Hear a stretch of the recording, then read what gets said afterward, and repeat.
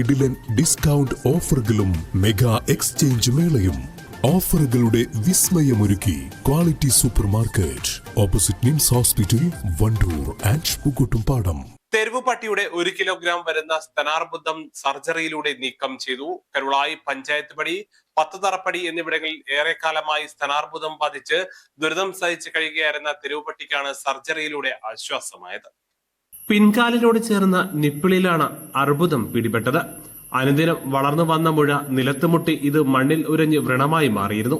സ്തനത്തിലെ വലിയ മുഴയുമായി വേദന സഹിച്ചു കഴിയുന്ന നാട്ടുകാർ അമ്മിണി എന്ന ഓമനപ്പേരിൽ വിളിക്കുന്ന പട്ടിയുടെ ജീവിതം തീരാ നോവായിരുന്നു.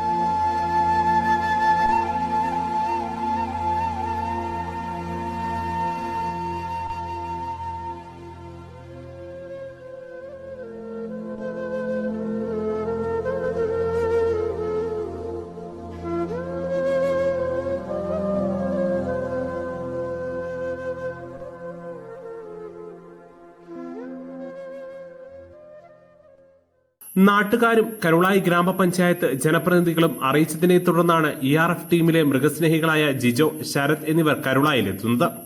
ഇവർ പട്ടിയെ പിടികൂടി നിലമ്പൂർ വടപുറത്തുള്ള സ്വകാര്യ മൃഗാശുപത്രിയിലെത്തിച്ചു.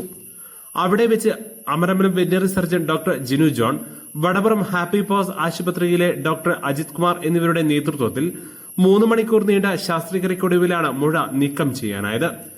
ശസ്ത്രക്രിയ വിജയകരമായി പൂർത്തിയാക്കിയ ശേഷം മയക്കമുണർന്ന പട്ടിയെ കരുളായി കിണറ്റിലുള്ള ഒരു സ്വകാര്യ വ്യക്തിയുടെ വീട്ടിൽ പാർപ്പിച്ചിരിക്കുകയാണ്. ഒരാഴ്ചത്തെ ആന്റിബയോട്ടിക്, വേദന സംഹാരി തുടങ്ങിയ ചികിത്സകളും പരിചരണവും ഡോക്ടർമാർ നിർദ്ദേശിച്ചിട്ടുണ്ട്. പേര് വെളിപ്പെടുത്താൻ ആഗ്രഹിക്കാത്ത ഒരാളാണ് പട്ടിയുടെ ശസ്ത്രക്രിയയ്ക്കും മറ്റുമുള്ള ചിലവ് വഹിച്ചത്. News bureau, Karulai. സ്വന്തം ഹൈസ്പീഡ് ഇന്റർനെറ്റ്, നമ്മുടെ സ്വന്തം ഇന്റർനെറ്റ്.